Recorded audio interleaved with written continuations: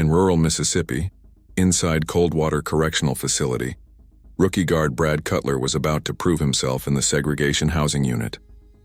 A routine cell inspection turned violent when a black inmate, Wallace, refused to surrender his dignity. Deek Wallace wasn't your typical prisoner.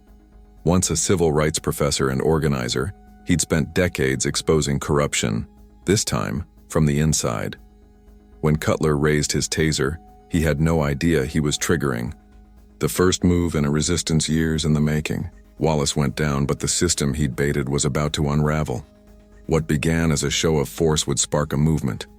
Coldwater would never be the same after the truth broke through its walls. Before we jump back in, tell us where you're tuning in from. And if this story touches you, make sure you're subscribed, because tomorrow I've saved something extra special for you. The keys at Sergeant Brad Cutler's hip jangled with each step, a rhythm that marked his authority through the concrete corridor of Coldwater Correctional Facility's Segregation Housing Unit. 28 keys on the standard issue ring, a weight he'd been anticipating since joining corrections 3 years ago. Not everyone made it to the SHU. Not everyone had what it took. Remember what I told you? Lieutenant Roy Braddock said, his Mississippi drawl stretched thin with boredom. These aren't people in Seg. They're problems waiting to happen. Cutler nodded, squaring his shoulders beneath his crisp uniform. First day in Seg, first chance to prove himself to the veterans. The unit smelled of industrial bleach and something deeper, something human and desperate that no amount of cleaning could erase. Cell check protocol is different here, Braddock continued, running a hand over his thinning gray hair. No warnings. No pleasantries. You go in hard and unpredictable, keeps them off balance. Braddock paused at cell 212, peering through the narrow window. A smile spread across his face, the kind of smile that made Cutler's stomach tighten. Let's start with our professor, Braddock said. Wallace. Thinks he's better than everyone because he's read a few books.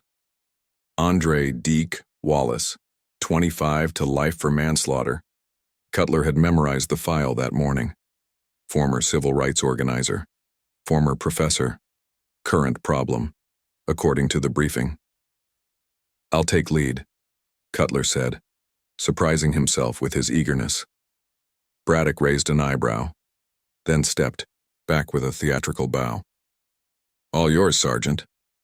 Cutler keyed the lock and threw the door open with practiced force. On your feet. Cell inspection. The man inside rose unhurriedly from his narrow bed. He was tall and lean, his close-cropped hair dusted with gray at the temples, and his movements were deliberate, almost choreographed. There was nothing frantic or submissive in his stance, just a careful dignity Cutler rarely saw in Seg.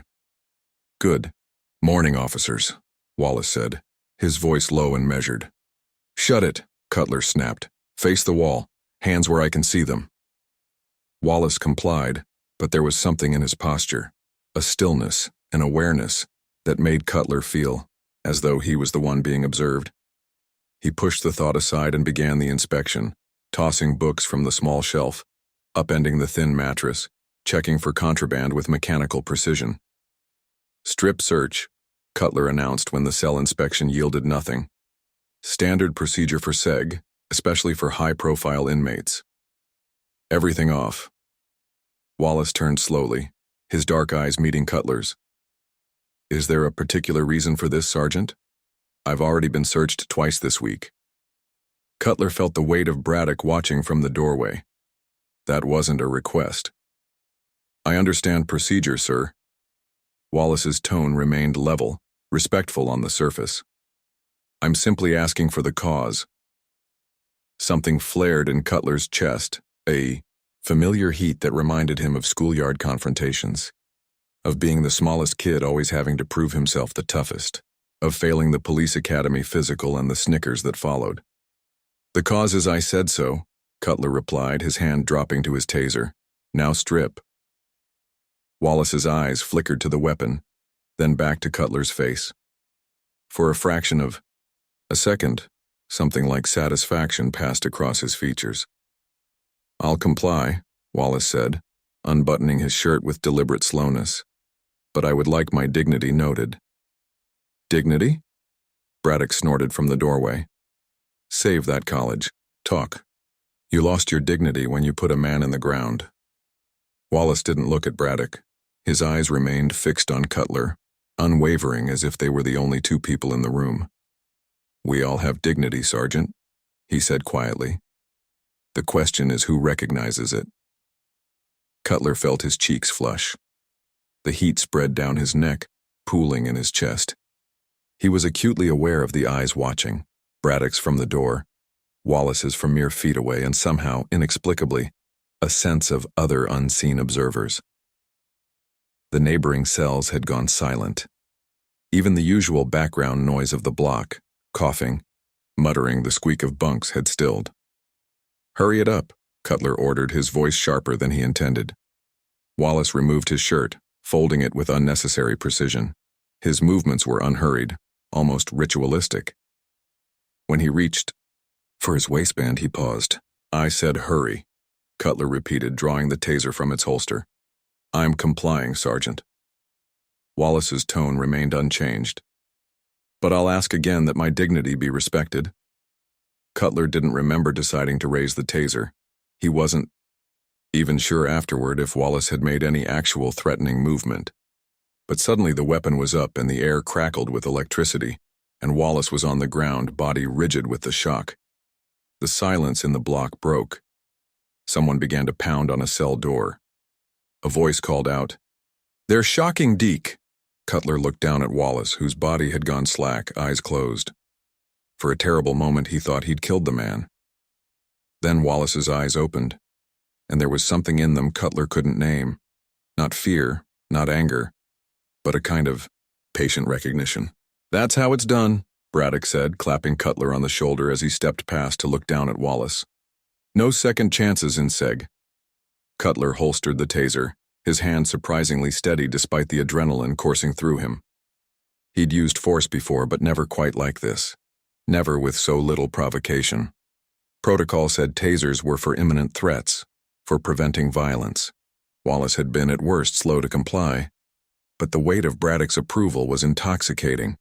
Finally, after years of being overlooked, he'd proven himself worthy of notice. Clean yourself up, Braddock told Wallace, who was struggling to sit. And next time when an officer gives an order, you jump. Wallace said nothing, his breath coming in controlled gasps as he fought through the pain. But his eyes never left Cutler's face, and in them, Cutler saw not defeat, but something that looked disturbingly like victory. As they left the cell, securing the door behind them, Cutler caught sight of movement in the next cell over. A tall, broad-shouldered inmate with a neatly trimmed beard stood watching through his window, his expression unnervingly calm. Malik, Preach Douglas, Wallace's right hand according to the files. Their eyes met briefly, and Preach nodded once, almost imperceptibly, before turning away. The rest of the inspection passed in a blur. Cutler moved through the motions mechanically, keying locks, barking orders, searching cells. But something had shifted in the air of the block, a current of anticipation that hadn't been there before. You did good, Braddock told him as they finished the rotation. Showed Wallace who's boss. That's important with these types. You give them an inch, they think they're in charge. He wasn't really resisting, Cutler said, the words escaping before he could stop them. Braddock's smile faded. Let me tell you something about Wallace. He's always resisting. Just because he uses big words and stays calm doesn't mean he's not fighting you every step. Men like that, they're waiting for you to show weakness. Cutler nodded, pushing down the discomfort in his gut. This was what advancement looked like.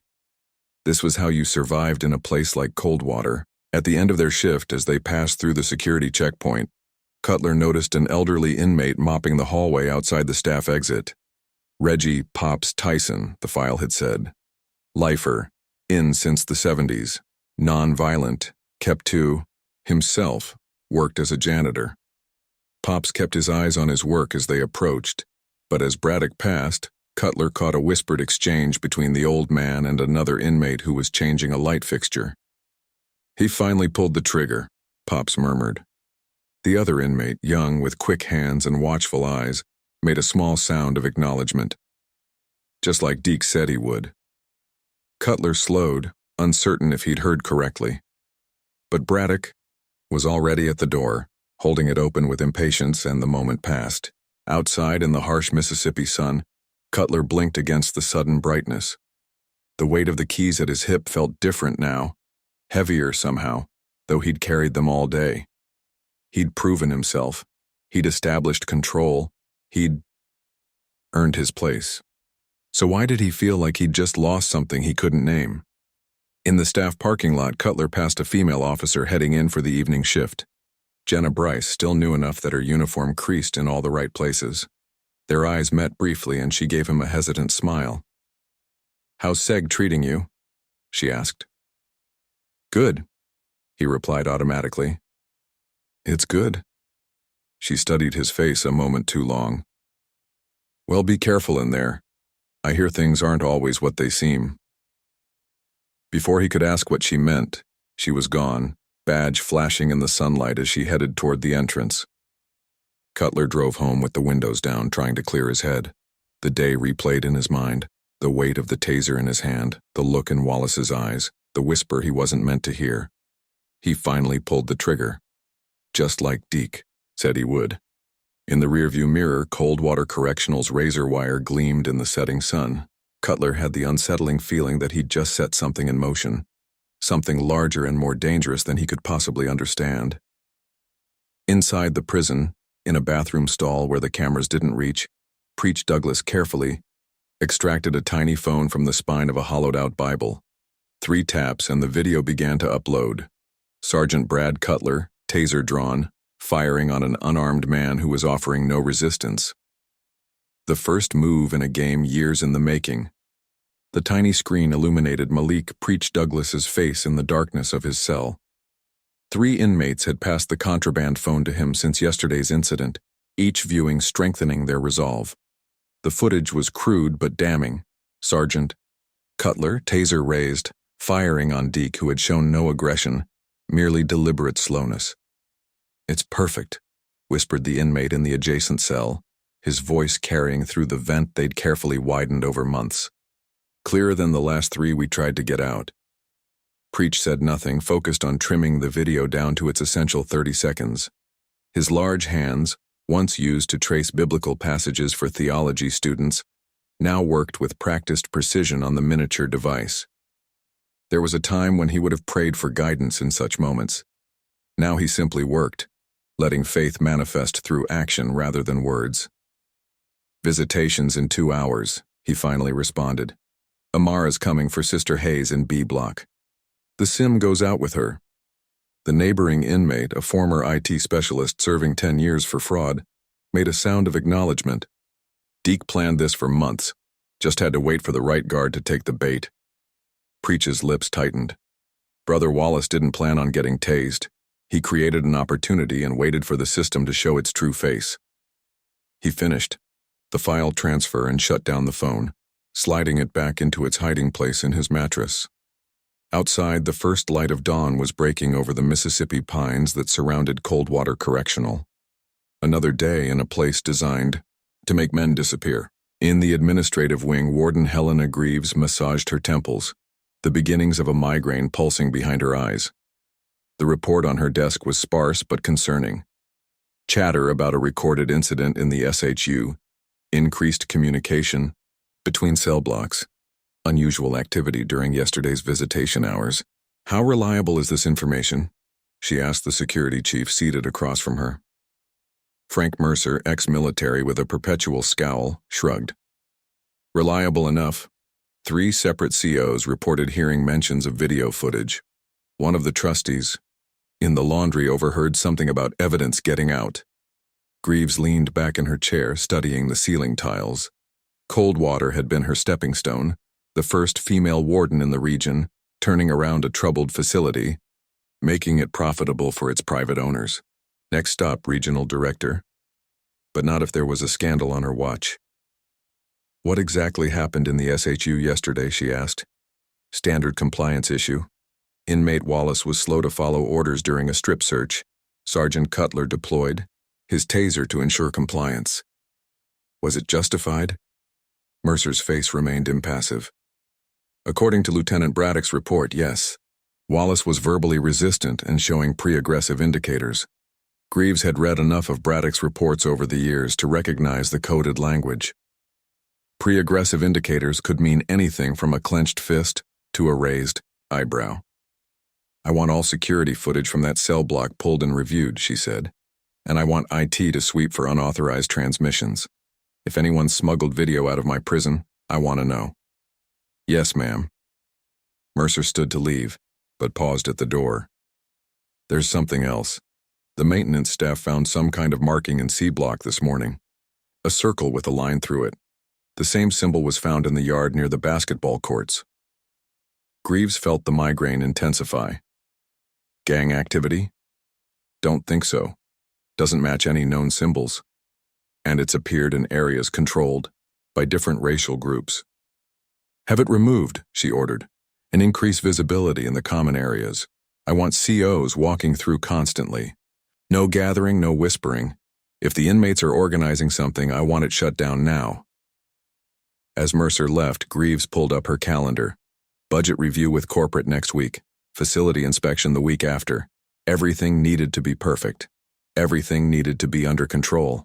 The women's locker room at Coldwater was a cramped afterthought, added during a half-hearted renovation in the early 2000s, when female guards finally made up more than 5% of the staff.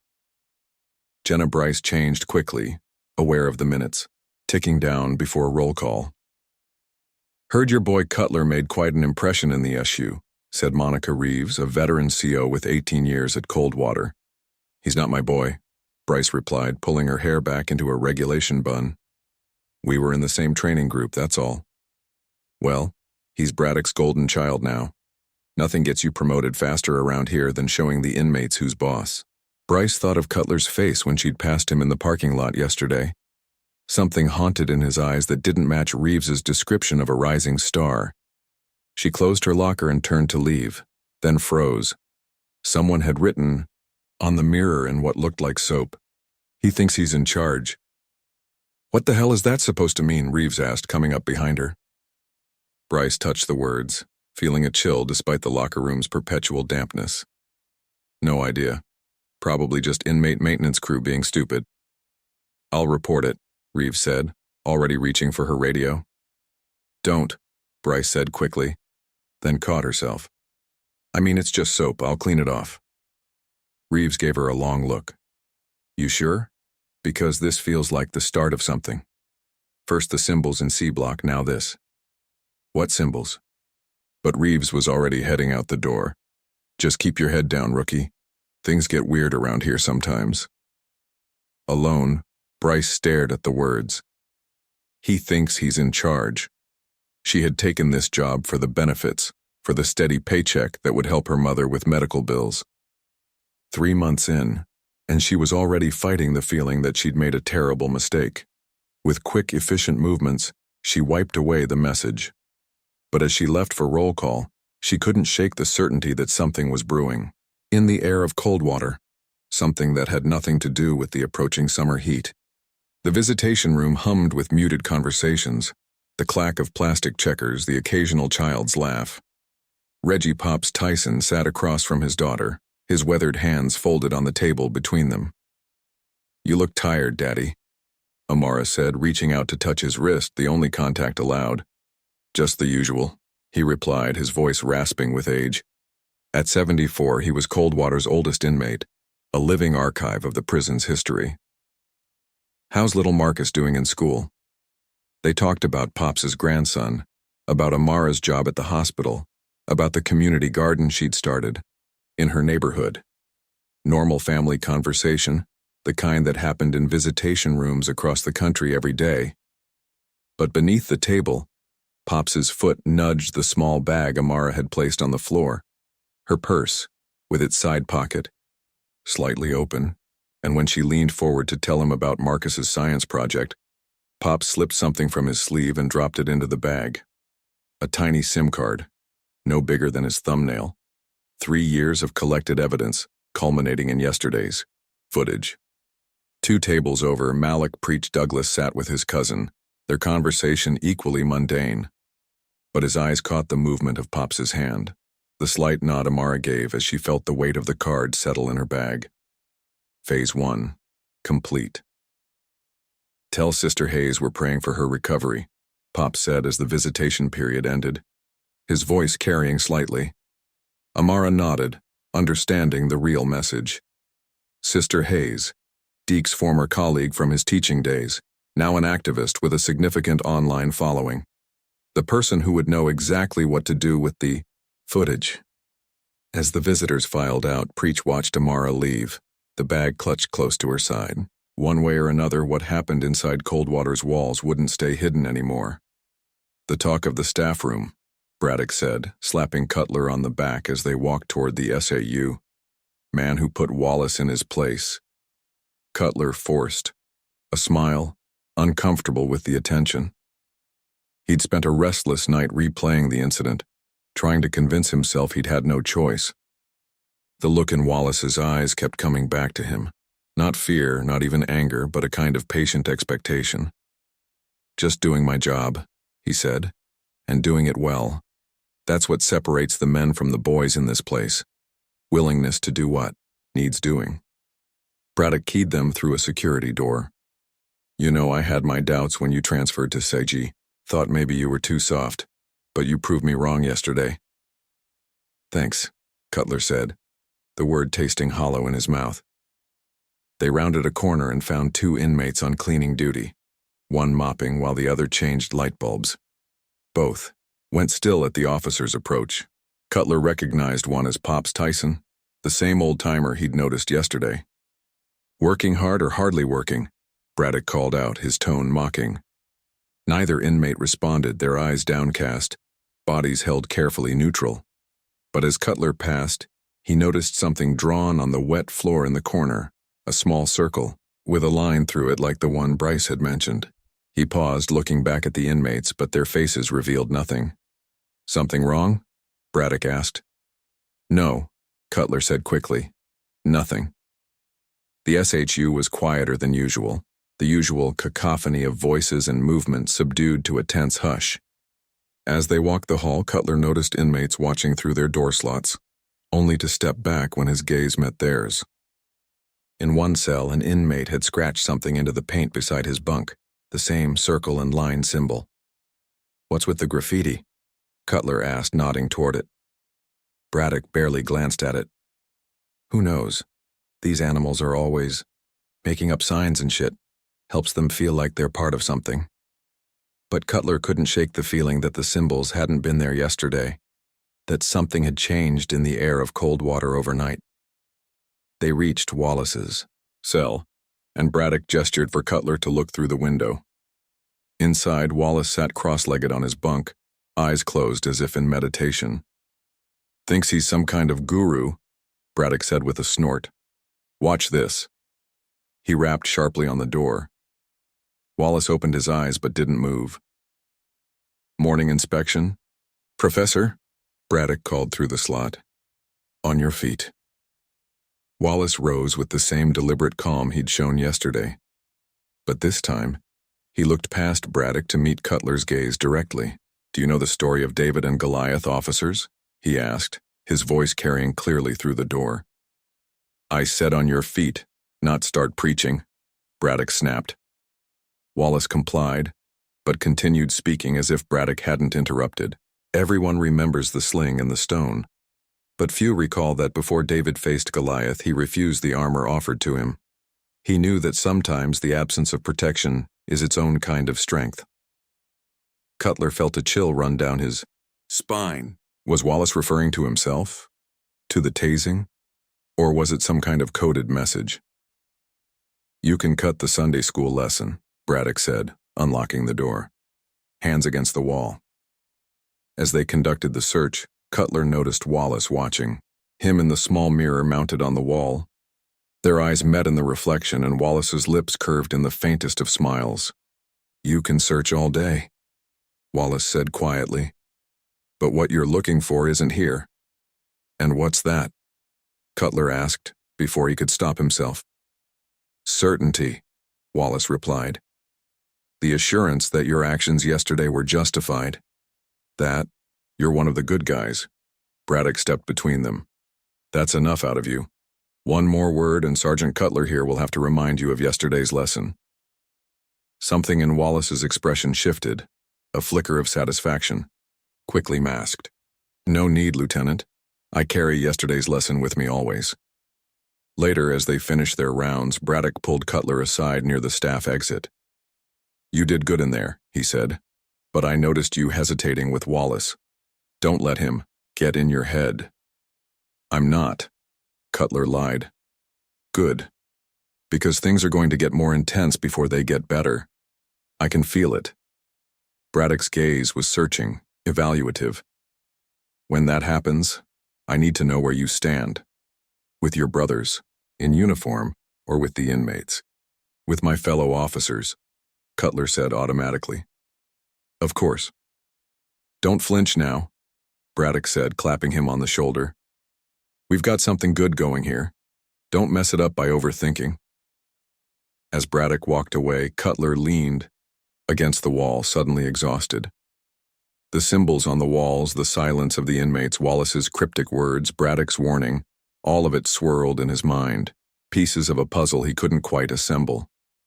They're already covering their tracks, Preach told Deek during afternoon recreation time, their voices low as they walked the perimeter of the yard. Warden pulled the security footage from your block.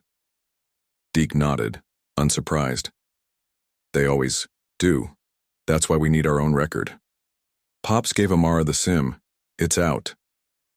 Preach glanced around, ensuring no one was within earshot. What next? We wait, Deek said, watching a guard tower in the distance. The outside pieces have to move. First, meanwhile, we activate the record. Preach's eyes widened slightly. All of it? Everything Pops has been collecting. Every instance, every name, every date. Deek's gaze shifted to where Cutler stood monitoring the yard, looking uncomfortable in the Mississippi heat. It's time for Coldwater's history to come to light. In the facility's server room, Warden Greaves watched as the IT administrator pulled up yesterday's security footage. This is SU Block C, 1432 to 1445, he explained, typing commands. Covers Wallace's cell in the main corridor. The screen showed Braddock and Cutler approaching the cell, the door opening, the search beginning. Then, at precisely 1438, the feed flickered and jumped ahead to 1441. 3 minutes missing. What happened there? Greaves demanded. The administrator frowned. System glitch, maybe? These cameras sometimes drop frames when the network gets congested. 3 minutes isn't dropped frames, Greaves said sharply. That's deliberate editing. I can run a diagnostic, but do it, she cut him off. And check every transmission in and out of this facility for the past 48 hours. Something's happening, and I want to know what it is before corporate does. As she left the server room, her phone chimed with a text message from an unknown number. Check your email. The whole world is about to see what your guards really do. Telling and preparing this story took us a lot of time, so if you are enjoying it, subscribe to our channel. It means a lot to us. Now back to the story. Jenna Bryce was changing into her civilian clothes at the end of her shift when she overheard 2 male officers talking just outside the locker room. Already got 50,000 views, one was saying. Some activist site posted it this morning. Bullshit, the other replied. It's fake, has to be. Looked real to me, Cutler tasing Wallace for basically nothing. A pause. What do you think happens now? Nothing. It'll blow over, always does. Bryce froze, her uniform shirt half unbuttoned. Video, Cutler, Wallace. She quickly finished changing and headed for the parking lot, pulling out her phone as soon as she was clear of the building's signal jammers. A quick search brought up a website called Prison Transparency Project. The top post, dated just hours ago, featured a video with the headline, Coldwater Correctional Officer Assaults Compliant Inmate. Bryce's hand trembled as she pressed play.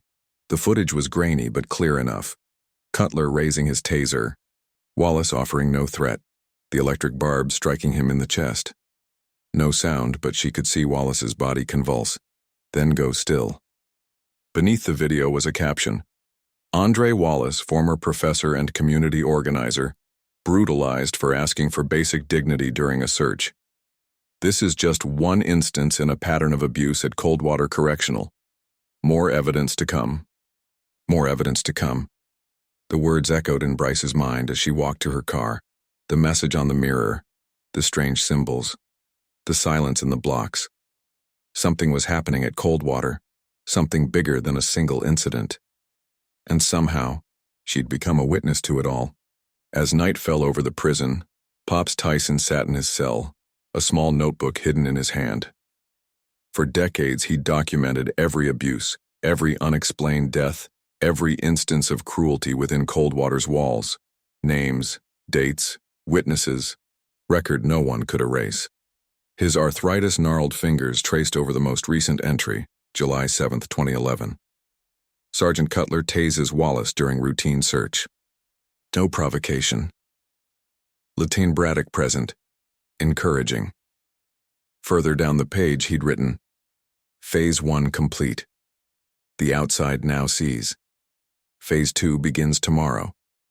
Across the facility, in cells and dormitories, the inmates of Coldwater prepared. Some copied, symbols onto small scraps of paper. Others memorized names and dates from Pops's record that had been quietly circulated. A few practiced what they would say when questioned, and what they would not. In the SHU, Deek Wallace lay on his bunk, eyes open in the darkness, counting the hours until morning. 3 years of planning, of building networks, of gathering evidence, all coming to fruition. It had cost him a jolt from a taser, but that was nothing compared to what some had sacrificed. And in his apartment 15 miles away, Brad Cutler sat at his kitchen table staring at his phone. The video of him tasing Wallace had been sent to him anonymously, along with a message. This is just the beginning. Coldwater sees everything now. Outside his window, storm clouds gathered over the Mississippi pines, promising thunder by morning. Full facility shakedown. Now. Warden Greaves's voice cut through the early morning briefing. I want every cell, turned inside out. The assembled officers straightened, sensing the tension radiating from their usually composed warden. The video had reached local news overnight. 50,000 views had become 500,000. The corporate office was demanding answers. Lieutenant Braddock will coordinate, Greaves continued. Priority targets are on your assignment sheets. This is about contraband, but it's also about control. Make that clear to the inmates. Braddock stepped forward, a predatory gleam in his eyes. You heard the warden. We start with C Block and the SHU. Team assignments are posted, and remember, this isn't just about finding phones. It's about reminding them who's in charge. As the officers dispersed, Braddock caught Cutler's arm. You're with me. Special assignment. Outside the briefing room, Bryce watched the officers deploy riot shields and zip ties at the ready. Her own assignment was D Block, away from Wallace, away from Braddock, away from whatever special assignment Cutler had been given. She wasn't sure if that was mercy or punishment. Officer Bryce. The warden's voice startled her. A word. Greaves led her to a quiet corner. You've been here. What, 4 months? Yes, ma'am. So you're still learning our ways. I respect that. Greaves's perfectly manicured nails tapped against her clipboard. But I need to know if you've seen or heard anything unusual, particularly regarding Wallace or Sergeant Cutler. Bryce hesitated, the video she'd watched replaying in her mind. No, ma'am, nothing specific. Greaves studied her face, searching for the lie. If that changes, you come directly to me. Not to other officers, not to friends outside. To me. Understood? Yes, ma'am. Good. Now get to your post. We have a facility to secure. The raid hit like a hurricane. Cell doors slammed open, mattresses overturned, personal items scattered. Inmates were forced to kneel in the corridors, hands zip-tied behind their backs as officers tore through their meager possessions. In the SHU, Braddock led a team directly to Preach's cell. Well, well, he drawled, as 4 officers dragged Preach into the corridor. If it isn't Wallace's right-hand man. Where is it, Douglas? Preach remained silent, his muscular frame tense but controlled. "The phone," Braddock clarified, circling him. "The one you used to record my officer. Where is it?" "Don't know what you're talking about, sir," Preach replied, eyes fixed on the floor. Braddock's boot connected with Preach's ribs, driving the air from his lungs. "Wrong answer." Cutler watched from the corridor, stomach churning as Braddock continued his interrogation. 2 more kicks, a baton to the shoulders. Preach absorbed, the blows without resistance, his silence only fueling Braddock's rage. "Cutler!" Braddock barked. "Get in here, your turn." Time slowed as Cutler stepped into the cell. Preach looked up, blood trickling from his split lip, eyes calm and knowing. Behind them other officers watched, evaluating, judging. "Show him what happens to inmates who disrespect officers," Braddock instructed. Cutler's hand moved to his. Baton. 1 stroke would satisfy Braddock. 1 stroke would secure his place. 1 stroke would cross a line he'd never be able to uncross. The baton felt impossibly heavy. "Now, Sergeant." Braddock's voice hardened. "Or I'll start wondering which side you're on." Cutler swung. The baton connected with Preach's shoulder, hard enough to satisfy Braddock, controlled enough to minimize damage. Preach didn't make a sound, didn't break eye contact. "Again," Braddock ordered. The second blow was harder. Something twisted in Cutler's chest as he delivered it, shame, disgust, self-loathing. He'd become what he'd sworn never to be, a bully with a badge. "That's more like it," Braddock said, clapping Cutler's shoulder. "Now search the cell. Find that phone." They tore the cell apart but found nothing. Preach had hidden the device, too well. Not in his own space, but in a hollowed Bible he'd placed in the prison chapel days earlier, anticipating the raid. 3 corridors away, Bryce's team searched D block with mechanical efficiency. Most inmates submitted quietly, their faces masks of practiced neutrality. But as Bryce approached one cell, she heard the unmistakable sound of flesh striking flesh. She rounded the corner to find 2 officers pinning an elderly inmate against the wall, Pops Tyson, his frail body shaking with each impact. "Stop!" she called out, rushing forward. "What are you doing?" The senior officer turned, annoyed at the interruption. "Following orders. This one's on the special handling list." "He's 74 years old," Bryce protested. "He's not resisting." "Stay in your lane, rookie," the officer warned. This comes straight from Braddock. As they continued their search, Bryce noticed Pops watching her, his bloodshot eyes calculating. When the other officers moved to the next cell, he whispered, "3rd floor janitor's closet. Look behind the soap dispensers." Before she could respond, the officers returned, dragging Pops to his feet. "Found something," one announced, holding up a small notebook filled with tight, cramped handwriting. "Some kind of log." The senior officer flipped through it. "Names, dates, he looks like he's been keeping records." "Bring it," he ordered. "And him. Lieutenant wants all contraband and problem inmates in the assembly room."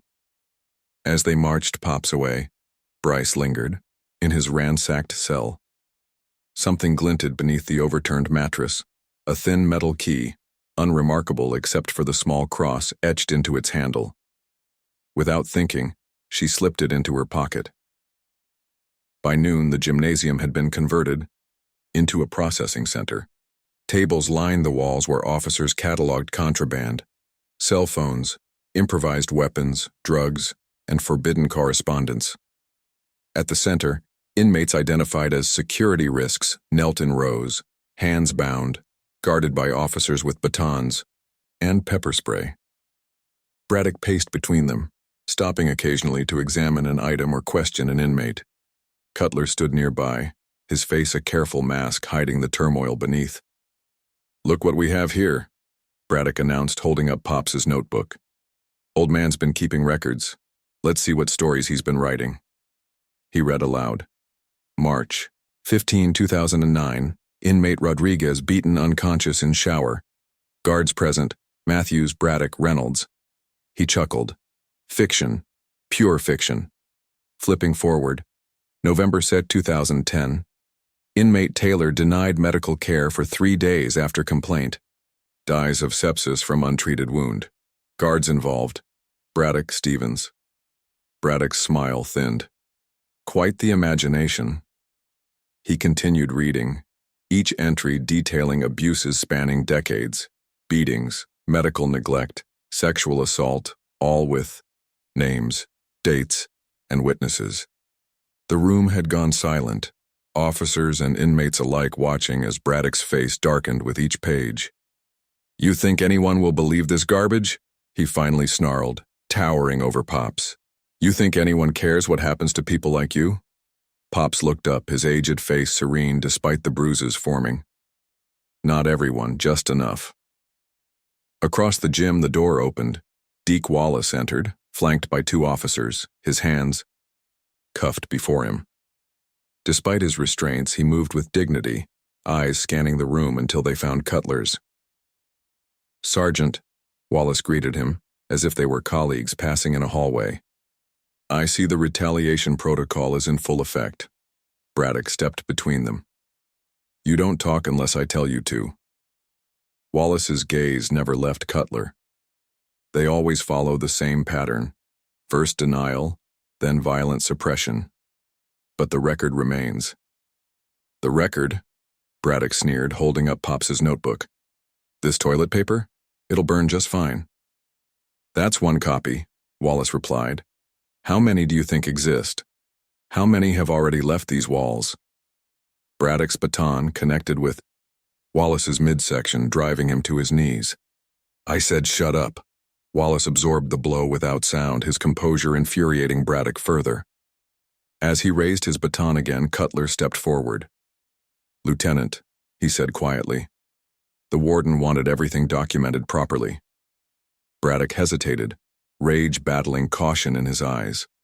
Finally, he lowered the baton. "Get him out of here. Solitary, no privileges." As Wallace was led away, he caught Cutler's gaze once more. Something passed between them, not gratitude, not exactly, but recognition. Then he was gone. Hours later, Bryce slipped into the third-floor janitor's closet, heart pounding. The key from Pops's cell fit perfectly into the lock of a metal box hidden behind the soap dispensers. Inside lay another notebook, identical to the one confiscated, and a small digital recorder. She hesitated only a moment before taking both, securing them in her uniform. Whatever was happening at Coldwater, she was now an active participant. Night had fallen by the time Cutler found himself alone in the staff locker room. The day's events played on repeat in his mind. Preach's bloodied face, Braddock's rage, the look in Wallace's eyes. "Rough day?" Jenna Bryce's voice startled him. "You could say that." He couldn't meet her eyes, afraid she'd see the shame there. "I saw what happened in the gym," she said quietly. "With Wallace. I didn't do anything." "Exactly." She hesitated. "Cutler, what's happening here?" Before he could answer, his phone buzzed with a text from an unknown number. A video link followed by 2 words. "Watch alone." "I don't know," he finally answered, the weight of the day settling over him like a shroud. "But I think we're about to find out." In the isolation cell farthest from the main building, Deek Wallace sat cross-legged on the bare concrete floor. His face was bruised, his ribs aching from Braddock's baton, but his eyes were clear and focused. Outside, Preach mopped the corridor, his movements slow and pained. As he passed Wallace's cell, he murmured, "Bible's safe. Galatians." Wallace nodded imperceptibly. "And the second archive?" "In motion," Preach confirmed. "Pop says Phase 2 is complete." "Good," Wallace replied. "Now we let Cutler simmer in what he's done. The loyalty test isn't over." Preach moved on, leaving Wallace alone in the darkness. But solitude was an illusion at Coldwater. In the shadows, the weight of watching eyes was always present, and now finally those eyes were looking back. The video link Cutler had received showed Officer Dennis Mercer unlocking his patrol car trunk, removing a small package, and sliding it to a man in a dark sweatshirt. The footage was crystal clear, the timestamp from 3 days ago. Mercer, Decorated veteran, church deacon, strict enforcer of contraband rules, taking what appeared to be a payoff. "What the hell?" Cutler whispered to his empty apartment. A text followed, page 53, Pops's ledger. Dates, amounts, deliveries. Want to know who else is in there? Cutler's phone buzzed again. Check your email. A file containing scanned pages from Pops's notebook appeared in his inbox. Dates, names, violations, meticulous documentation of corruption spanning years. Officers smuggling contraband, accepting bribes, participating in cover-ups. And beside each entry, the names of witnesses or sources. He scrolled until he found his own name, listed as present for an incident on May 12, 2011, 3 months before he'd transferred to Coldwater. "You're being set up," the next text read, "just like others before you." In her small apartment, Jenna, Bryce carefully laid out the contents of Pops's second notebook and connected the digital recorder to her laptop.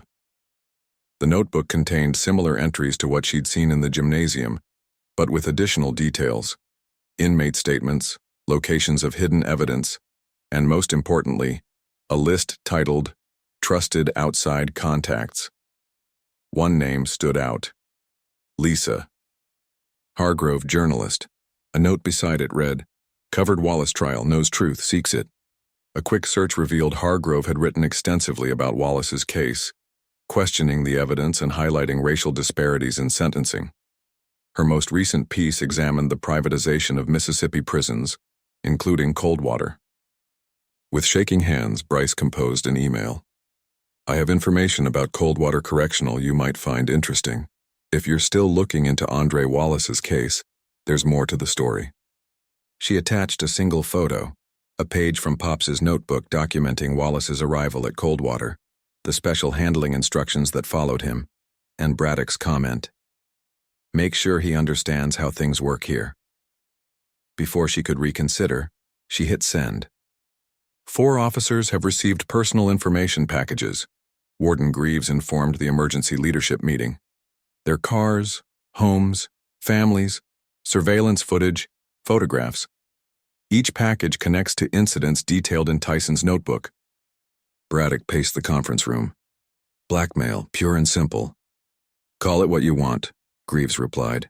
"It's working. 2 officers have already requested transfers. 1 called in sick indefinitely." "They're weak," Braddock snarled. "If they'd done nothing wrong, they'd have nothing to fear." The room fell silent at his hypocrisy. Everyone knew Braddock's name appeared more than any other in Pop's log. "What we need," Greaves continued, "is containment. The corporate office is sending investigators next week. They care about liability, not truth. We need a unified narrative." She slid folders across the table. "These are the official incident reports for every event mentioned in Tyson's records. They've been amended for consistency.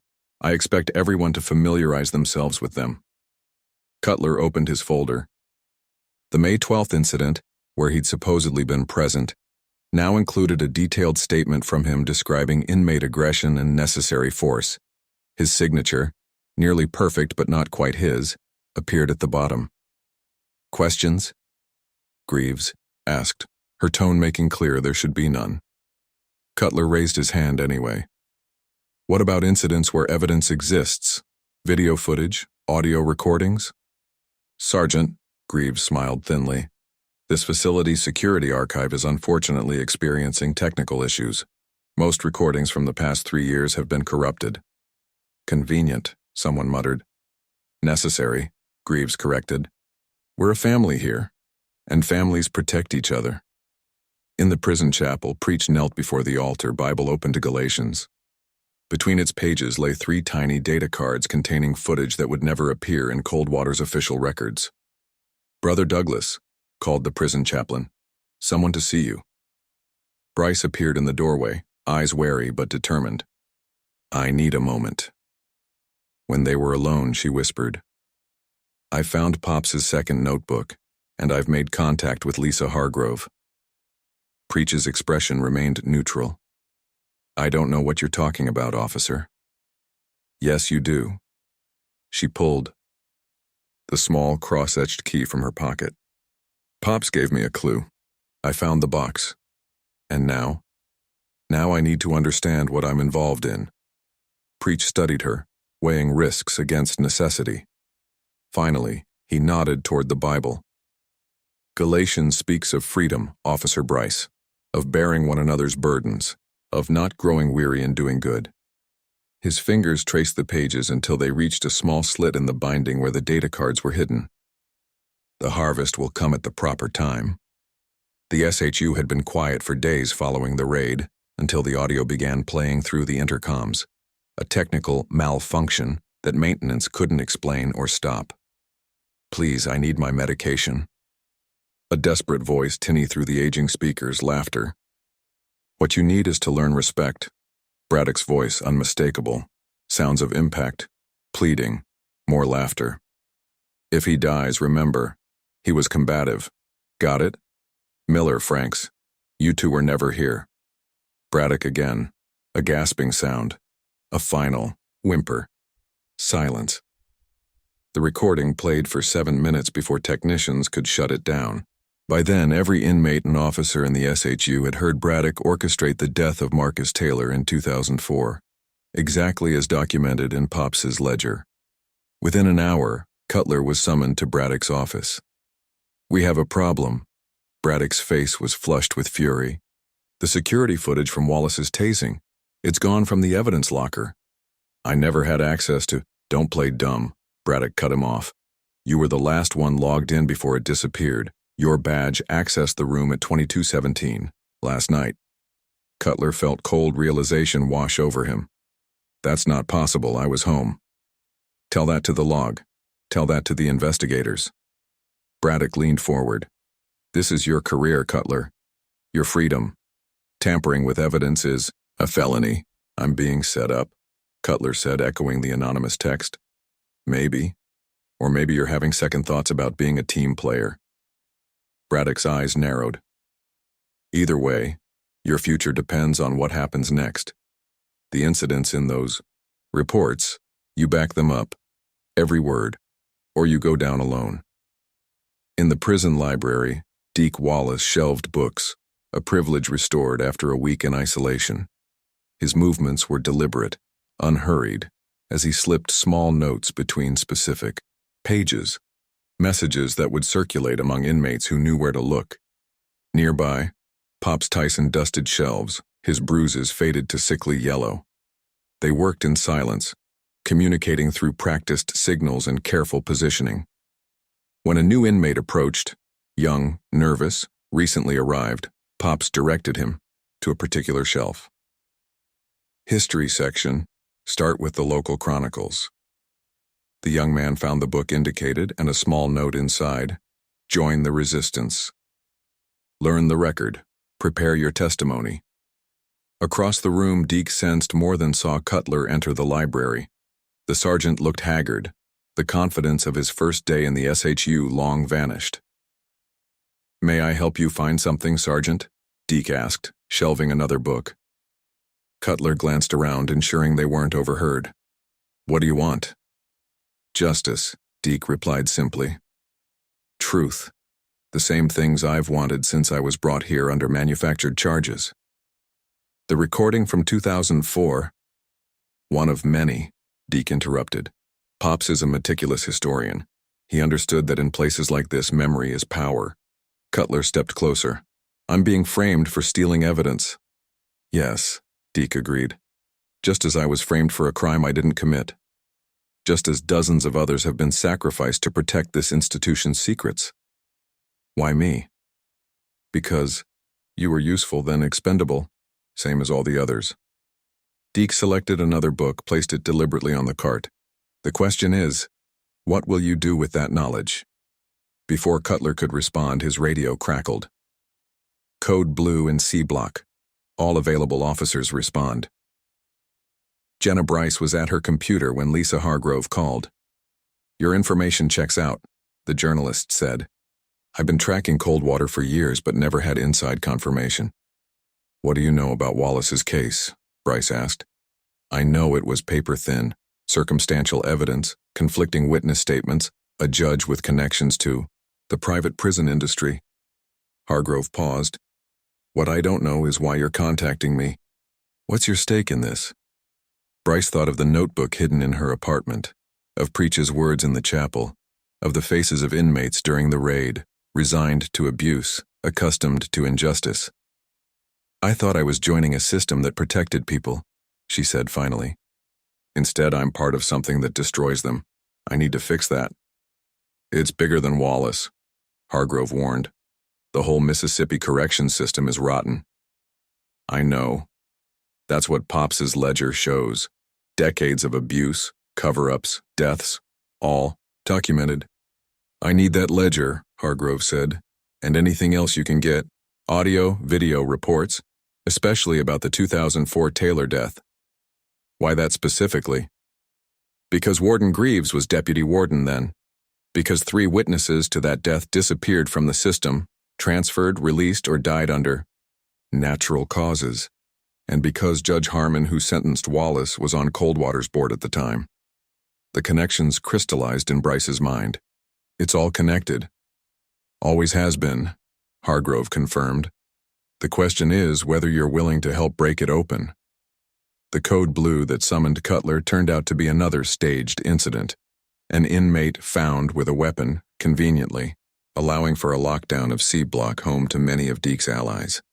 As Cutler helped secure the block, he noticed an officer slipping something into an inmate's mattress, planting evidence to justify extended segregation. Later, returning to the administration building, he encountered Bryce in an empty corridor. They're creating a narrative, she said without preamble. Building a case that Wallace and his inner circle were planning a riot. How do you know? I've seen the reports they're preparing for corporate. Everything twisted to make inmates the threat, not officers. Cutler glanced around nervously. We shouldn't be talking here. Where, then? This whole place is rigged. Against the truth. The realization settled over Cutler like a physical weight. His position, his authority, the system he'd devoted himself to, all built on sand, on lies, on the suppression of evidence like Pops's ledger. I was on the prisoner transport team last week, he said quietly. Braddock made sure I was assigned to it. You know what we did? Moved 3 inmates who witnessed Taylor's death in 2004, scattered them to different facilities across the state. Bryce nodded grimly. Erasing the witnesses, just like they're trying to erase Pops's record. From the end of the corridor came the sound of approaching footsteps. Bryce quickly stepped away, resuming a professional distance. Just make sure. Those reports are filed by end of shift, she said loudly as Warden Greaves rounded the corner. Everything all right? Greaves asked, eyes sharp with suspicion. Yes, ma'am, they answered in unison, a synchronized lie that signaled their shared understanding. The pressure was building toward an inevitable break, and Coldwater's carefully maintained facade was beginning to crack. The cafeteria buzzed with controlled chaos. 300 inmates, 30 guards, the clatter of plastic trays and the hum of carefully modulated conversations. Cutler stood at his post, scanning for trouble but finding only the usual tensions. Watch table 7, Braddock murmured as he passed. Wallace's crew, something's brewing. Cutler glanced toward the table where Preach sat with 5 other inmates, including the young man from the library. Nothing seemed amiss until Cutler noticed Officer Reynolds moving along the serving line, brushing past inmates with suspicious casualness. Something exchanged hands. Something glinted metal. 10 minutes to shift change, Braddock announced over the radio. Team B prepare for relief. The cafeteria door opened. 3 new guards entered. Faces Cutler recognized from the most aggressive, shakedown teams. They positioned themselves near table 7, hands resting on their batons. Cutler's radio crackled. All units stand by for code yellow. No incident had occurred. No threat existed. Yet they were preparing for one. With sudden clarity, Cutler understood. This wasn't security. It was theater. A manufactured crisis to justify whatever came next. Across the room, Bryce entered with the next inmate group. Their eyes met briefly, hers widening in silent warning. She'd seen it too. Braddock's voice came low through the radio. Execute on my mark. The first shout came from table 12, far from Wallace's group. An inmate sprang up, swinging at another. Guards converged, but instead of containing the situation, they drove the fighting inmates toward table 7. Weapon, someone yelled, though Cutler saw nothing. Then chaos erupted. Batons swinging, inmates shouting, plastic trays used as shields. The newly arrived guards charged directly toward Preach's table as if drawn to a predetermined target. "Stop! On the ground!" Voices shouted in discordant unison. Through the melee, Cutler saw Reynolds deftly plant a metal shank on the floor, near Preach, kicking it toward him. Preach saw it coming and backed away, directly into the path of swinging batons. The young inmate from the library froze in the middle of the chaos, terror evident on his face. As officers converged, Preach made a split-second decision, shoving the young man down and covering him with his own body as batons descended. Cutler moved without thinking, inserting himself between the guards and Preach. "He's down. He's compliant." "Out of the way, Sergeant." One of the new guards shouldered, past him. "He's resisting." Preach wasn't resisting. He lay motionless, protecting the younger inmate, accepting the blows raining upon him. From across the cafeteria, Deek Wallace watched, his expression unreadable. He hadn't moved from his seat, hadn't participated in, anyway, exactly as Braddock had planned. The perfect observer to the violence orchestrated in his name. Within minutes, the riot response team flooded the cafeteria. Pepper spray filled the air. Inmates were zip-tied and dragged away. Preach, bleeding from a head wound, was among the last removed. As the chaos subsided, Braddock clapped Cutler on the shoulder. "Good containment, though you should have let the new guys finish securing Douglas." "He was already contained," Cutler said, voice flat. "Was he?" Braddock raised an eyebrow. "Check." Near where he fell. The shank lay where Reynolds had planted it, now conveniently appearing to have fallen from Preach's possession. "Evidence," Braddock said with satisfaction. "Premeditated violence coordinated by Wallace's inner circle. Corporate will have to support our enhanced security protocols now." "This was staged," Cutler said quietly. "Careful, Sergeant." Braddock's voice hardened. That kind of talk could be misinterpreted as disloyalty, or worse, complicity with the instigators. Cutler met his gaze. "Is that a threat?" "It's reality." Braddock nodded toward the security cameras. "Particularly since your assigned position gave you full view of Table 7, yet you failed to report suspicious activity before violence erupted, almost like you wanted it to happen." The trap closed around Cutler with elegant precision. He'd been positioned not just as a witness, but as a potential scapegoat. "Sign here." Warden Greaves slid the affidavit across her desk. "It confirms your observation of Wallace and Douglas exchanging messages before the incident, and Douglas receiving contraband from another inmate." Cutler stared at the document. "I didn't see any of that." "The cameras suggest otherwise. Your sightline was clear. Your attention was focused on their table." Greaves's smile was thin. "Either you saw it and failed to report it, or you were grossly negligent in your duties. Which explanation would you prefer in your personnel file?" The office felt airless, a trap closing around him. "Why are you doing this?" "Doing what?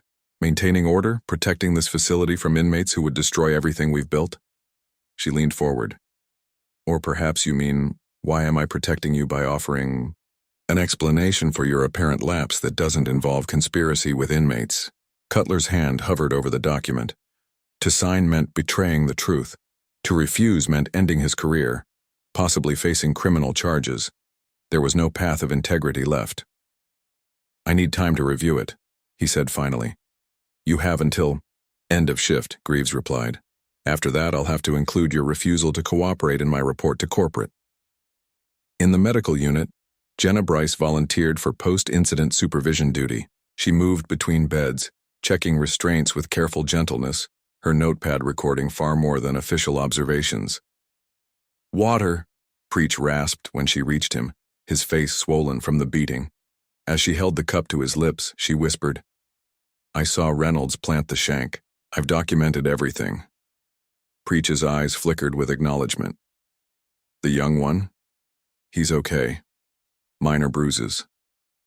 She adjusted his pillow. They're saying you orchestrated the whole thing. That Wallace gave the signal. Truth doesn't matter. To them, Preach murmured. Only control. It matters to some of us. She glanced around to ensure they weren't observed. Hargrove is running a story tomorrow. The taser footage, parts of Pops's records, the 2004 death. It's happening. A ghost of a smile touched Preach's battered face. Then the hunger strike begins tonight. What? Watch. By dinner, half the inmate population refused food, not with shouting or disruption, simply with silent, dignified rejection. When asked why, one word circulated: justice.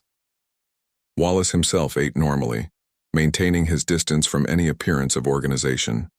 But as he returned his tray, he nodded almost imperceptibly to inmates who had refused meals, a gesture of respect, of solidarity, of patience. The guards, unsettled by the quiet resistance, grew increasingly agitated. Without violence to suppress, they were left to watch the passive defiance spread like a contagion, from cell block to cell block. What are they planning? Braddock demanded during the emergency staff meeting. Nothing, Cutler suggested. That's the point. They don't have to do anything but refuse food to show their resistance. It's entirely within their rights. Rights? Braddock scoffed. They're demonstrating against the administration. That's incitement. To what? Bryce asked, speaking up for the first time in such meetings. They're just sitting quietly, not eating. It's Wallace, Braddock insisted. He's behind this, him and his intellectual warfare. Greaves had been silent, watching the debate unfold. Now she raised a hand for quiet. There's something else.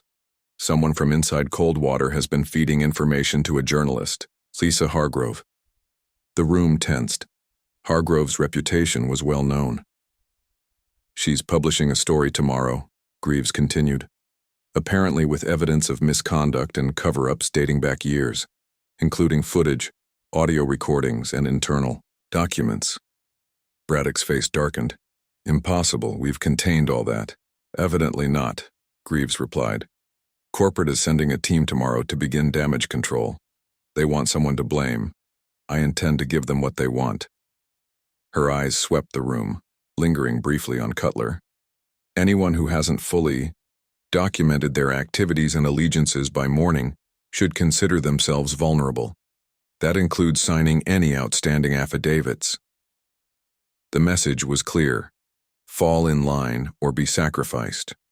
Outside Coldwater's walls, momentum was building. The Prison Transparency Project had released a compilation video. Cutler's tasing of Wallace merged with audio from the 2004 death, overlaid with excerpts from Pops's ledger. The hashtag #JoshColdwaterCrimes was trending. News vans gathered at the Kerdia main entrance. And in Jackson, the state capital, a hastily organized protest drew hundreds demanding investigation into private prison abuses. Inside her apartment, Bryce pressed send on another email to Hargrove.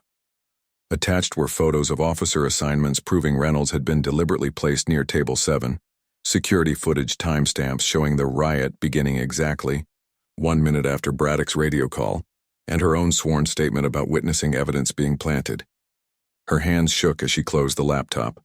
There was no going back now. Night fell over Coldwater like a shroud. In their cells, inmates communicated through taps on pipes, whispers through vents, notes passed during final count. The message: spread, hold fast, stay peaceful, bear witness. Cutler stood in the empty staff locker room, the unsigned affidavit heavy in his hands. His entire career had pointed toward advancement, toward becoming the kind of officer who maintained control, who protected the institution, who belonged to the Brotherhood of the Badge. Now he saw the price of that belonging: complicity in a system designed not for justice but for domination. His phone vibrated with a text from an unknown number. Watch the news tomorrow. Choose your side carefully. Attached was a photo of him, entering Coldwater that morning, another of him in the cafeteria during the staged riot. A reminder that he too was being watched. In the isolation wing, Deek Wallace sat cross-legged on his bunk, eyes closed in meditation or prayer. The sound of inmates refusing their dinner trays echoed down the corridor, a percussion of principle, a rhythm of resistance. "He thinks he's winning," Braddock told the guard stationed outside Wallace's cell. "Make sure he understands he's not." But as Braddock walked away, Wallace opened his eyes and smiled faintly at his retreating back. The outside world was finally watching, and Coldwater's walls, built to contain men's bodies, could no longer contain the truth of what happened within them. Dawn broke over Coldwater with the sound of cell doors slamming open in synchronized percussion. The mass transfer had begun, what Greaves euphemistically called population rebalancing in her emergency directive. Every inmate moved, she had instructed the night before. No exceptions. Break up all known associations. I want Wallace's network scattered across every block. Now bleary-eyed inmates were dragged from their beds, given minutes to collect belongings, then marched through corridors to unfamiliar cells with unfamiliar cellmates. A calculated disruption of the human geography that had allowed resistance to flourish. Cutler supervised C-block transfers, watching faces he'd come to recognize disappear into the labyrinth of Coldwater's reassignment. The quiet young man Preach had protected, the elderly Muslim who passed messages during prayer time, the former lawyer who helped inmates with appeals, all separated, isolated, rendered individually vulnerable. Efficient, isn't it? Braddock appeared beside him, satisfaction evident in his voice. By noon, every alliance Wallace built will be broken. By lights out, inmates won't know who to trust. Cutler said nothing, but his silence was answer enough. "I noticed you haven't returned the affidavit to Greaves," Braddock continued. "That's a problem." "I'm still reviewing it." "There's nothing to review. It's your observations or your career." Braddock stepped closer. "Maybe worse. Evidence tampering carries jail time, Sergeant. How do you think you'd fare as an ex-CO behind bars?" Before Cutler could respond, his radio crackled. "All available medical response to D-block, inmate down." Pops Tyson lay on the concrete floor of his new cell, breath coming in shallow gasps, skin ashen. The medical team worked with urgent efficiency, but their faces betrayed the gravity of the situation. "Looks like a heart attack," the lead medic told Cutler. "We're stabilizing for transport to county." Bryce arrived with the gurney, her face carefully neutral as she helped transfer the elderly inmate. But when her hand brushed Cutler's, she pressed something into his palm, a small folded note. "Keep the lane clear," she instructed loudly. "We need to move fast." Only when the medical team had departed did Cutler unfold the paper. Morning dose switched. Check who had access to his meds during transfer. Poisoned. Not a heart attack. An attack. The realization settled in Cutler's gut like lead. Coldwater was eliminating threats, one by one. "Officer Bryce, please have a seat." Warden Greaves gestured to the chair across from her desk. Two men in suits flanked her, one from corporate security, the other unmistakably legal counsel. "We have some concerns about your activities," Greaves continued. "Specifically, unauthorized access to personnel files, security footage, and communication with outside parties." Bryce's heart hammered, but her face remained composed. "I'm not sure what you mean, Warden." "Let me be direct then. We have record of you accessing the server room on 3 occasions. Your badge was used to print duty rosters going back to 2004. And most concerning, your personal email has been in contact with Lisa Hargrove." The corporate security man slid printouts across the desk. Her email to Hargrove, time-stamped access logs, a grainy photo of her entering the server room. "That last one is termination-worthy," Greaves said. "But I'm more interested in what you shared with Hargrove. What files, what evidence?" "I was researching a discrepancy in the incident reports," Bryce replied, the half-truth coming easily. "As for Hargrove, she contacted me after seeing my name in staff listings. I didn't provide any information. Your personal devices suggest otherwise." The legal counsel spoke for the first time. "We have subpoena power, Officer Bryce. Your phone records, emails, text messages, all discoverable. The question is whether you cooperate now or face the consequences later." The threat hung in the air between them. Bryce thought of the data, cards from Preach, of Pops's hidden notebook, of all the evidence she'd helped compile. None of it on her devices, all of it already in Hargrove's hands. "I have nothing to hide," she said steadily. "But I do have rights. If you're accusing me of something, I'd like to speak with my union representative." Greaves's smile thinned. "Of course. But consider this a friendly warning. When the corporate investigation begins, they'll want scapegoats, low-level officers who went rogue, not administrators who maintain plausible deniability." The message was clear. Take the fall or face destruction. In the server room, Cutler faced his own test of loyalty. The IT administrator watched nervously as Greaves issued her directive. "Delete the backup surveillance archives," she ordered. "All of it. Server failure, system corruption. I don't care what explanation you use. But I want nothing recoverable from the past year." "Ma'am," the administrator protested weakly, "that's against policy. We're required to maintain archives for 3 years minimum." "Policy is changing, effective immediately." Greaves turned to Cutler.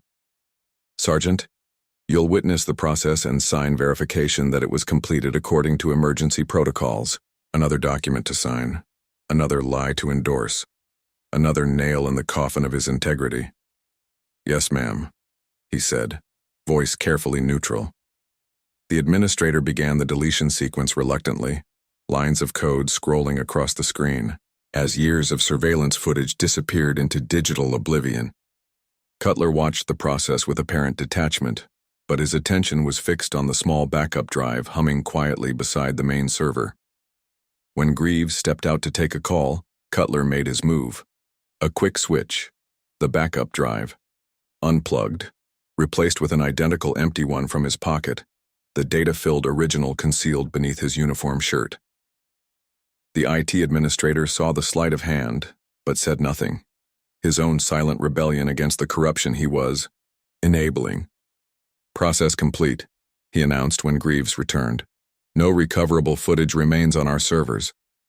Cutler signed the verification, his first truthful act in hours. The footage was indeed gone from their servers, because it now pressed against his ribs, a digital heartbeat of evidence. Across the Mississippi state line, Lisa Hargrove sat in a roadside motel room, surrounded by printouts, notebooks, and screens displaying the growing online response to her first article. Coldwater Corruption, Systematic Abuse in Mississippi's Profit Prison. Her phone buzzed with a secure message. "Uploading now. Audio, video, internal communications. Use with care. Lives at stake." The file transfer began, bringing with it everything Preach had hidden in the chapel Bible, the 2004 audio in full, unedited footage of officers planting contraband before the riot, Braddock instructing guards which inmates to target, Reynolds placing the shank near Preach. Truth, unfiltered and undeniable. As she organized the material for her next piece, another message arrived. Pops Tyson hospitalized. Suspicious circumstances. Medical record shows medication reaction, officially. Hargrove added it to her notes, the pattern becoming clearer with each new piece. This wasn't just corruption, it was systematic elimination of witnesses and evidence. A cleansing. Her fingers flew across the keyboard, the second article taking shape. Silencing witnesses. The Coldwater cover-up. In the medical isolation unit, Deek Wallace sat across from his court-appointed attorney, their conversation monitored by 2 officers standing just out of earshot. "They've denied my request to visit Tyson at the hospital," the attorney explained, claiming security concerns.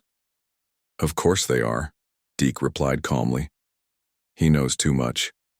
They'll keep him isolated until this passes or he doesn't survive." "That's a serious accusation. One of many I'm prepared to make under oath." Deek leaned forward. "I need you to file an emergency motion. Due process violations, civil rights infringements, obstruction of justice, the full spectrum. On what grounds? The deliberate separation of inmates to prevent witness testimony, the denial of medical access to a key witness, the falsification of incident reports. Deek's voice remained measured, his eyes never leaving his attorney's. All documented, all provable. The attorney looked skeptical. That's ambitious, even if true. Truth has never been Coldwater's concern. Deek slid a small piece of paper across the table. Contact these people. They have what you need to file evidence that will stand up in court. Before the attorney could respond, the officers approached. Time's up. As Deek was led away, he called back. Remember, counselor, silence is complicity. Every day you wait, more evidence disappears. Night fell on a transformed Coldwater. Inmates lay in unfamiliar cells. Guards patrolled unfamiliar routes, and an uneasy quiet had replaced the previous day's hunger strike. Greaves's cleansing appeared to have worked. Until lights out. It began in A block. A single voice, deep and resonant, singing an old spiritual. Ain't gonna let nobody turn me round. The sound carried through vents, across corridors, into neighboring cells. Then a second voice joined from B block, a third from C. Within minutes, the hymn echoed from every corner of the facility, hundreds of voices unified despite physical separation. Turn me round, ain't gonna let nobody turn me round. Guards rushed through hallways, identifying and noting singers, but there were too many. The entire prison had become a chorus of defiance. In the administration building, Greaves paced her office, the singing audible even there. Shut it down, she ordered over the radio. Disciplinary reports for every singer, segregation for the loudest. But the singing continued, swelling, then fading, then beginning again with a new hymn. Songs of freedom, of perseverance, of justice, delayed but not denied. It's Wallace, Braddock insisted when he joined her. Somehow he's orchestrated this. Greaves gestured to the security monitors showing Deek in his isolation cell, sitting quietly on his bunk, making no sound.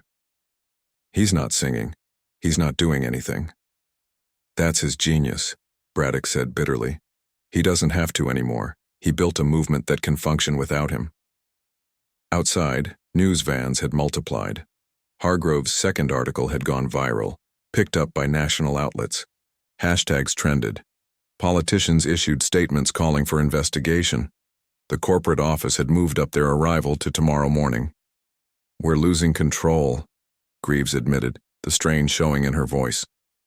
Every hour, more evidence, leaks, more witnesses speak out. Then we eliminate the source, Braddock said, his voice dropping to a whisper. The evidence is one thing, Wallace is another. Without him, this falls apart. What are you suggesting? Greaves asked, though her tone suggested she already knew. Inmate attacks happen, even in isolation. Tragic but not suspicious. Braddock's eyes were cold. One problem gone, others can follow. Greaves didn't reply immediately, the weight of the suggestion hanging between them. Finally, she turned away, her silence neither approval nor rejection, simply the absence of interference. Do what needs to be done, she said finally. But I don't want details. Outside her window, the moon rose over the singing prison, its light catching on the razor wire surrounding Coldwater. Beyond the fence, camera flashes punctuated the darkness as photographers captured the growing crowd of protesters. The cleansing had failed. The truth endured. And now, the final desperate measures began. The acrid smell of smoke reached Cutler before the alarm sounded. He was reviewing transfer logs in the administrative wing when the first wisps crept under the door, followed by the unmistakable crackle of fire-consuming paper. Fire and records, someone shouted as the alarm finally wailed to life. Get the extinguishers. Cutler rushed toward the records room, arriving to find smoke billowing from beneath the closed door.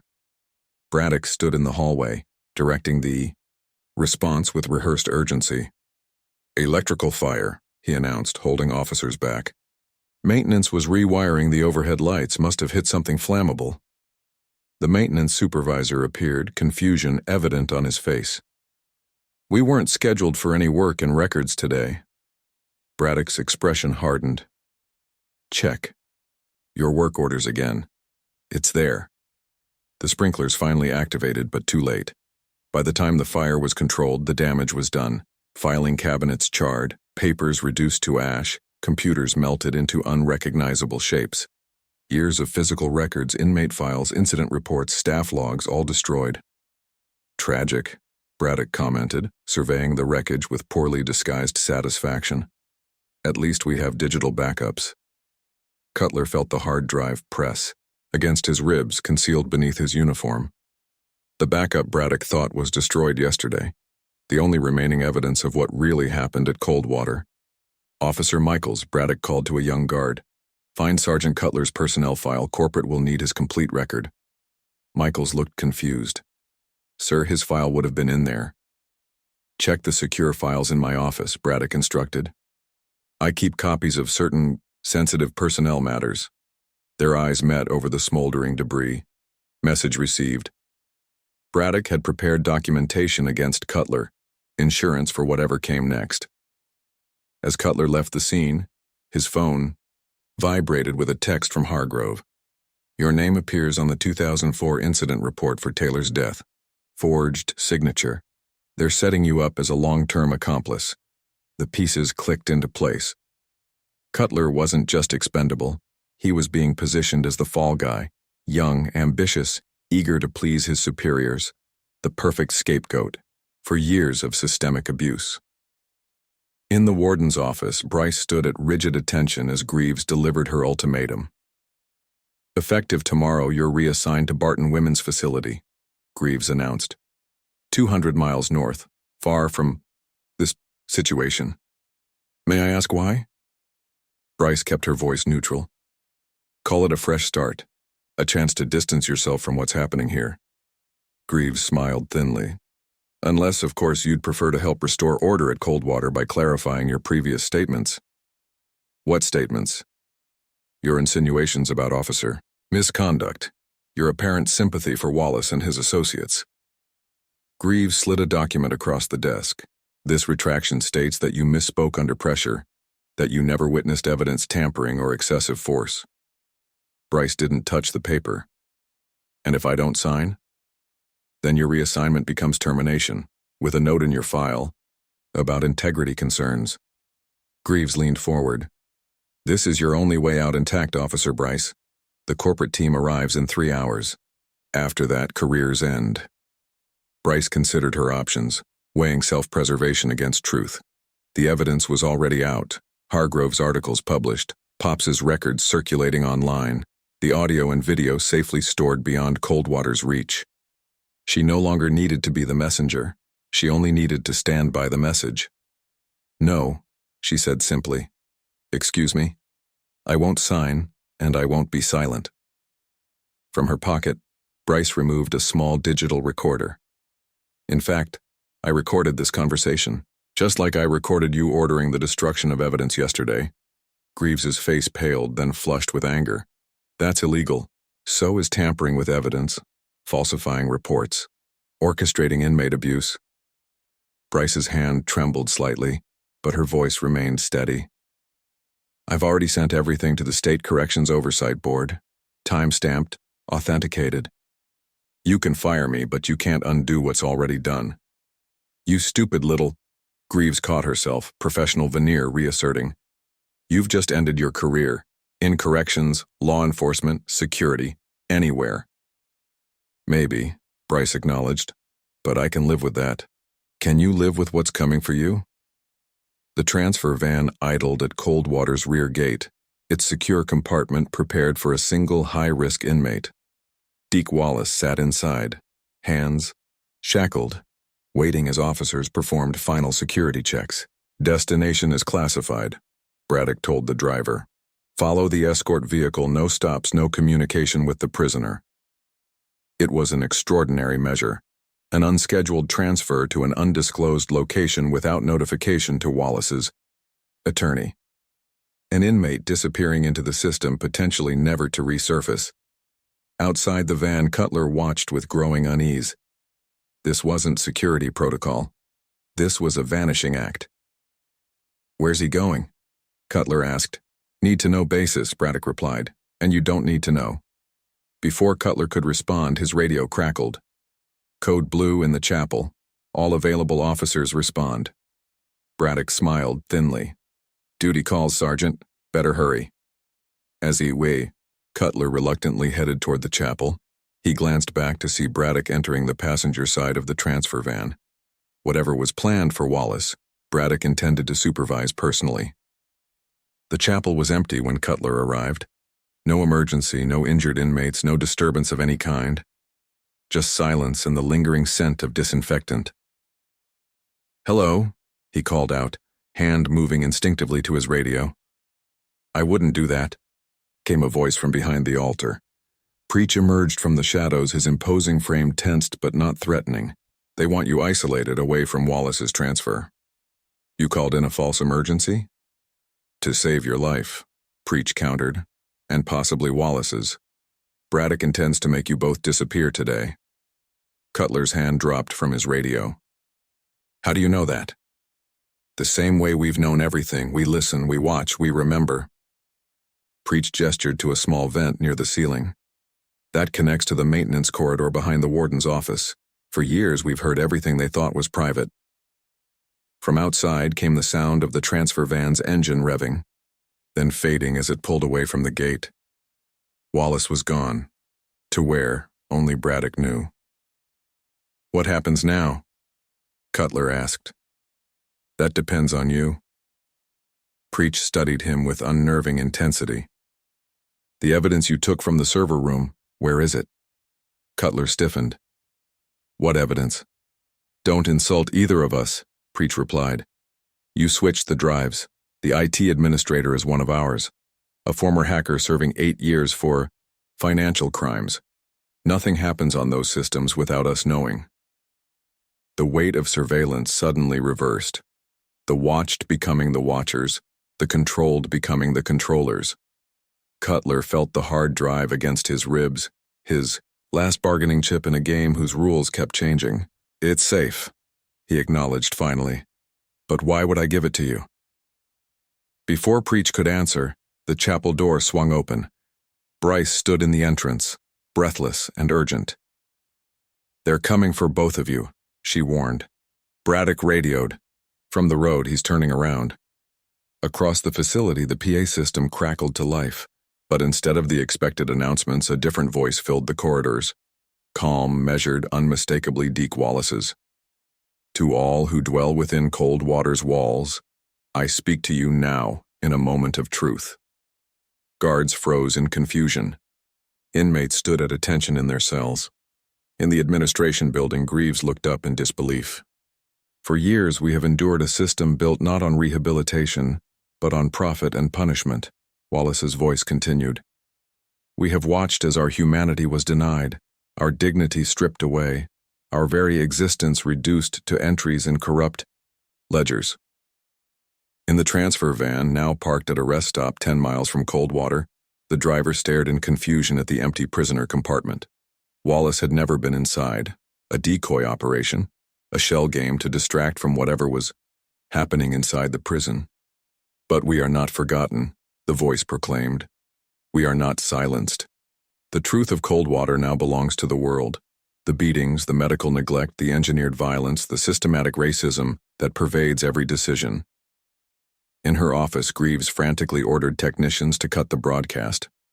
But the system had been compromised days earlier by the same inmate who monitored the security servers. The voice continued uninterrupted. "Those who have maintained this system through violence and lies will face justice. Those who have witnessed it and remained silent will face their conscience. And those who have suffered will finally be heard." The message played through once, then began to repeat. A loop set to continue until manually overridden by someone with the technical expertise few at Coldwater possessed. Cutler, Bryce, and Preach huddled in the chapel's small supply closet, the only place without camera coverage. "We need to get you both out before Braddock returns," Bryce insisted. "He's already called for backup to secure you." "On what grounds?" Cutler demanded. "Conspiracy with inmates, evidence tampering. Whatever he needs to justify detention." She glanced at her watch. "The corporate team arrives in less than an hour. If he gets to you before they do." The chapel door crashed open, cutting her off. Heavy footsteps approached, too soon for Braddock to have returned from the transfer, but clearly someone following his orders. "Cutler," a voice called out. "Front and center now." Preach positioned himself at the closet door, ready to intercept whoever entered. Bryce pulled out her phone, thumb hovering over an emergency contact. The footsteps grew closer, then stopped directly outside their hiding place. The closet door flew open, revealing Braddock himself, rage contorting his features. "I knew it," he snarled, weapon already drawn. "Conspiring with inmates, betraying your uniform." Cutler stepped forward, placing himself between Braddock and the others. "It's over, Lieutenant. The evidence is already out. Corporate knows everything." "They know what I tell them," Braddock countered, advancing. "And what you tell them depends on whether you leave this room alive." His weapon rose, not his service pistol, but a confiscated inmate shank. No ballistics, no gunshot residue. Just another prison tragedy. Officer stabbed by violent inmate during emergency response. "You went too far," Cutler said, backing away. "Wallace, Pops, the planted evidence, the forged reports. You'll never cover it all up." "Watch me." Braddock lunged forward, the makeshift blade slicing air where Cutler had been a second before. What happened next unfolded with brutal efficiency. Preach moved with a speed belying his size, intercepting Braddock mid-strike. The lieutenant pivoted, slashing wildly, catching Preach across the forearm. "Just like Holman Prison," Preach said, voice suddenly thick with emotion. "Officers coming for inmates in the chapel, weapons that couldn't be traced." Braddock's eyes widened in recognition. "You were at Holman." 2001, the riot you helped suppress. The inmates who resisted and never walked again. Preach's voice remained calm, but his eyes burned with long-buried memory. "I was one of them. Before I found Wallace, before I found purpose." Another lunge, another near miss. Bryce recorded everything, evidence accumulating in real time. Cutler searched for a way to subdue Braddock without causing death. The very restraint Braddock himself had never shown.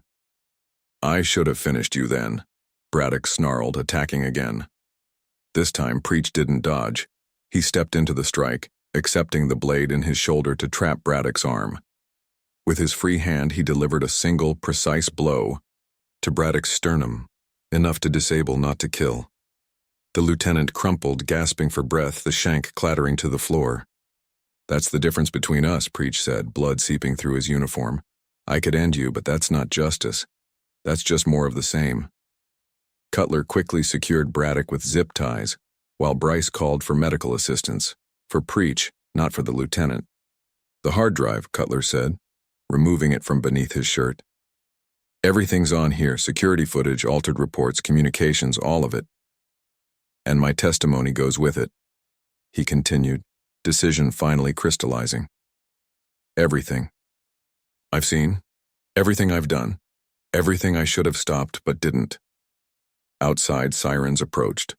Not prison security, but state police cruisers. The corporate investigation team had arrived, bringing with them the weight of external accountability. "We are not forgotten," echoed Wallace's voice over the PA system, still broadcasting his message of resistance. "We are not silenced." For the first time since he'd walked through Coldwater's gates, Cutler felt the crushing weight of complicity begin to lift. Not absolution. There would be consequences for his actions and inactions, but the possibility of redemption through truth. The web of lies that had sustained Coldwater's corruption was collapsing, strand by strand. And in its destruction, each person faced the ultimate reckoning, who they truly were beneath the uniforms and titles and power they had claimed. The Mississippi State Corrections Committee hearing room hummed with tension. 3 weeks had passed since the state police had first entered Coldwater's gates, and in that time, the prison's long-buried secrets had surfaced with devastating clarity. Sergeant Brad Cutler sat at the witness table, hands folded before him, the weight of his uniform, replaced by the heavier burden of truth. Behind him, rows of observers watched with varying degrees of sympathy and contempt, fellow officers, inmates' families, media, activists. all waiting to hear how a system designed to administer justice had instead perpetuated its opposite. "Sergeant Cutler," began the committee chair, a stern-faced woman with decades of legal experience, "please continue your account of the events leading to what's been termed the Coldwater incident." Cutler leaned toward the microphone, his EACR testimony already hours long but nowhere near complete. "The fire in the records room was deliberate," he stated, his voice steady despite the enormity of his disclosure. "Lieutenant Braddock orchestrated it to destroy physical evidence that could corroborate Tyson's documentation of abuse. He specifically targeted records from 2004 to 2011, the period covering Marcus Taylor's death and the subsequent cover-up." "And you witnessed this personally?" "I witnessed the aftermath and Braddock's reaction. The maintenance supervisor confirmed no work was scheduled in that area despite Braddock's claims." Cutler took a breath. "I also witnessed Braddock attempt to create a false narrative about inmate Wallace orchestrating violence, when in fact, Braddock himself planted weapons and organized provocations." The committee members exchanged glances. One leaned forward. "Sergeant, you've described actions that violated not only prison policy but state and federal law. At what point did you decide to break ranks and report these violations?" The question laid bare Cutler's complicity, his silence until his own safety was threatened. "Too late," he admitted, the words bitter with self-recognition. "I should have spoken up when I first witnessed abuse. I should have reported the falsified reports. I should have refused to participate in suppressing evidence. But I didn't. I prioritized my career over my conscience." The room fell silent, the rawness of his admission hanging in the air. "What changed?" asked the chair quietly. Cutler thought of Preach bleeding in the chapel, of Pops collapsed on a cold cell floor, of Deek's unwavering gaze as he absorbed the Taser's shock with dignified resistance. "I realized what I had become," he finally answered, "and what the system had always been." In the corridor outside the hearing room, Jenna Bryce waited her turn to testify, scrolling through news coverage on her phone. Her own testimony had leaked to the press days earlier.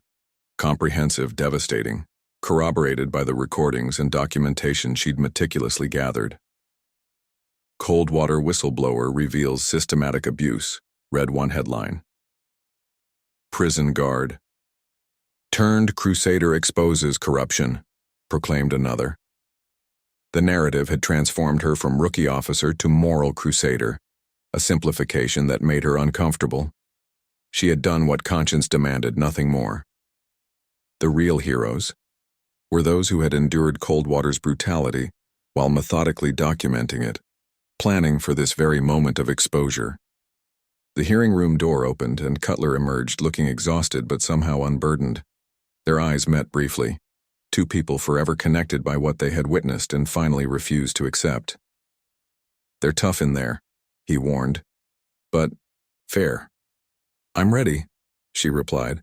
"How much did you tell them?" "Everything." He rubbed his face wearily, "including my own failures."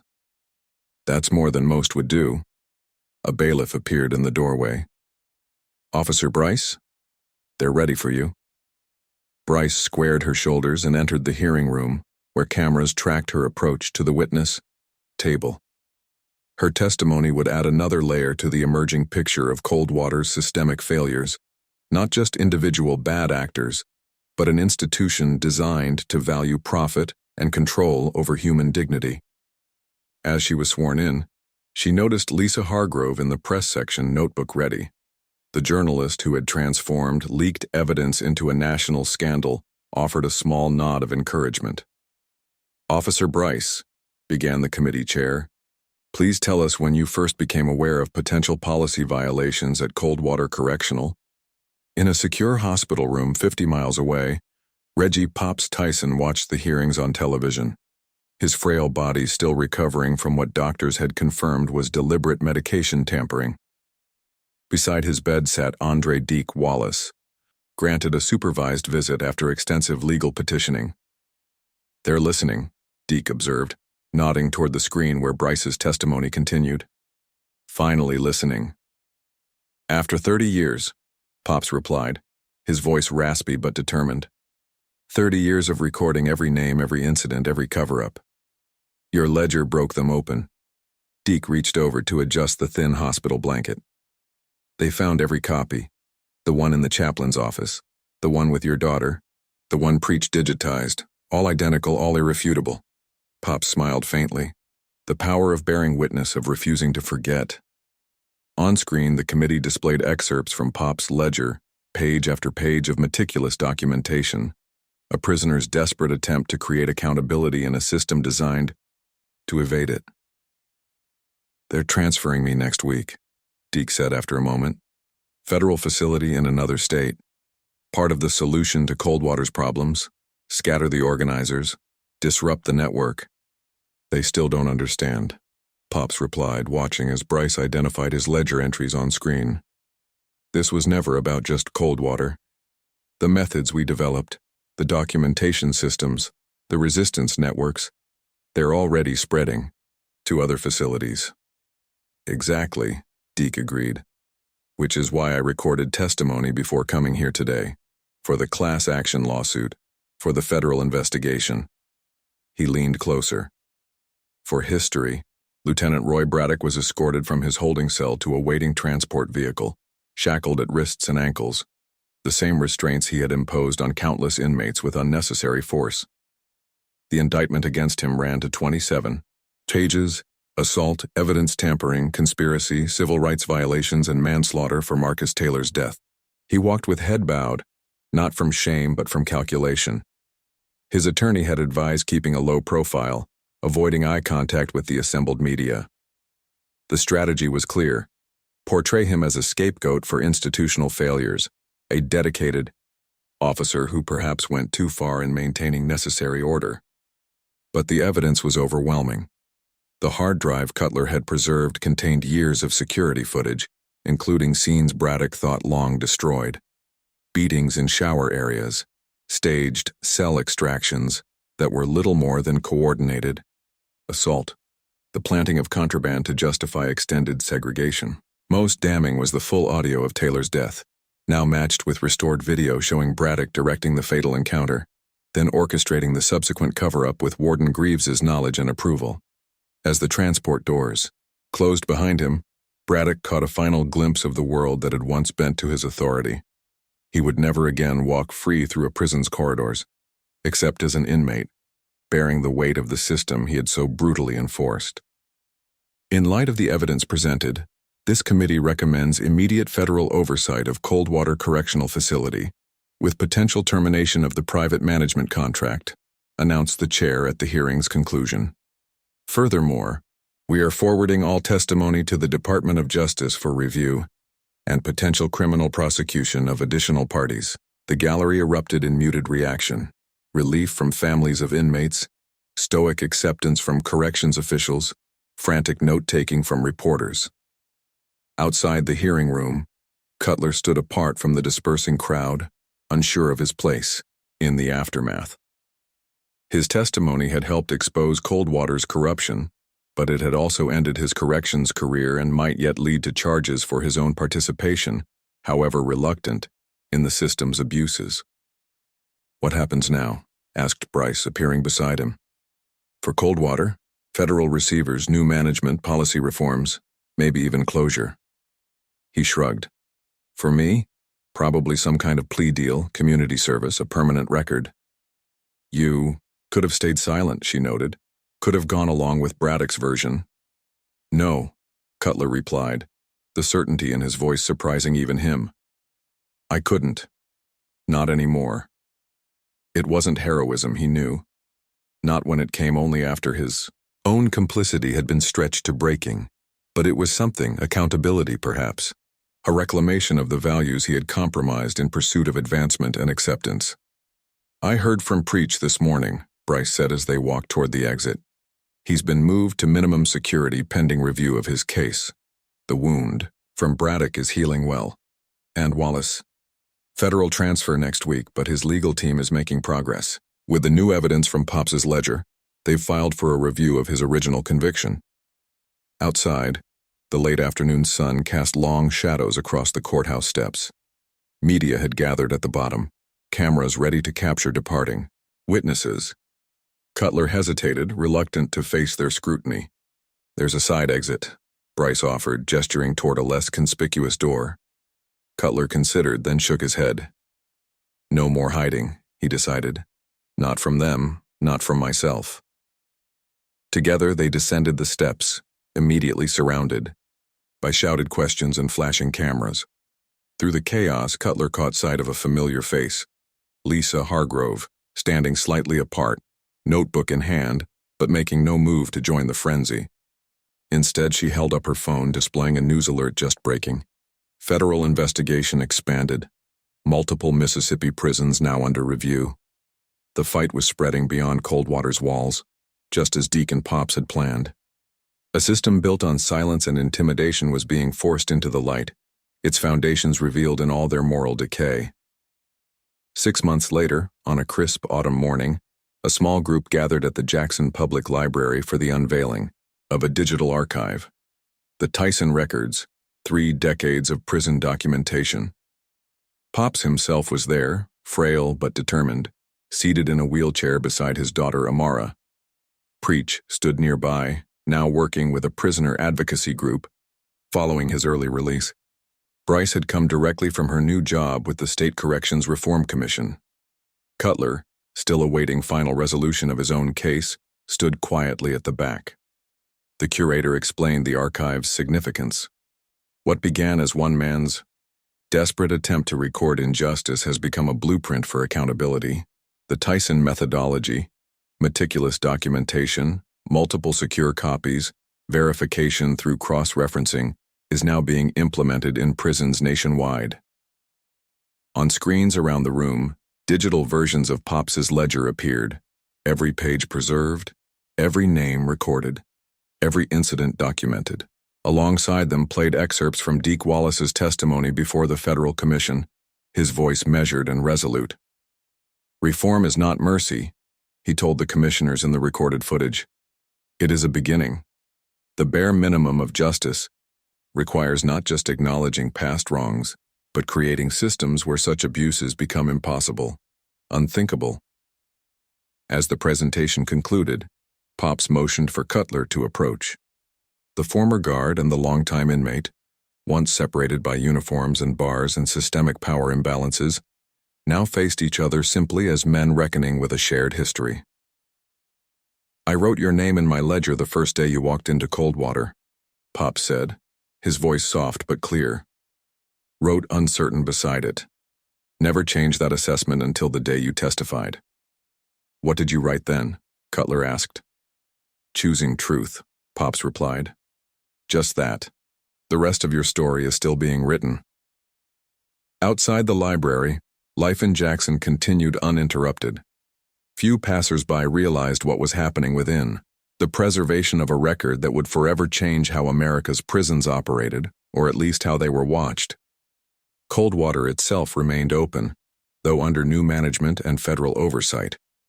The corporate owners had distanced themselves, blaming rogue employees for the abuses that had been systematically incentivized. Some reforms had been implemented, some staff replaced, some policies rewritten, but the deeper work continued beyond official channels. In prisons across the country, inmates passed knowledge through carefully coded messages: how to document abuse, how to preserve evidence, how to create networks of witnesses who could corroborate each other's accounts. The system had cracked, but not shattered. The fight continued, because some prisons, as Deek often reminded those who would listen, were made not of concrete and steel, but of policy and prejudice, of profit motives and political expediency. And those prisons could only be dismantled by the weight of watching, by those who refused to look away, who insisted on bearing witness, who believed that truth, meticulously preserved, would eventually set free not just individuals, but the very concept of justice itself. Up next, we have 2 more incredible stories that are waiting for you. Just click the image you want to watch, and it will take you there. If you enjoyed this video, make sure to subscribe. It would mean a lot.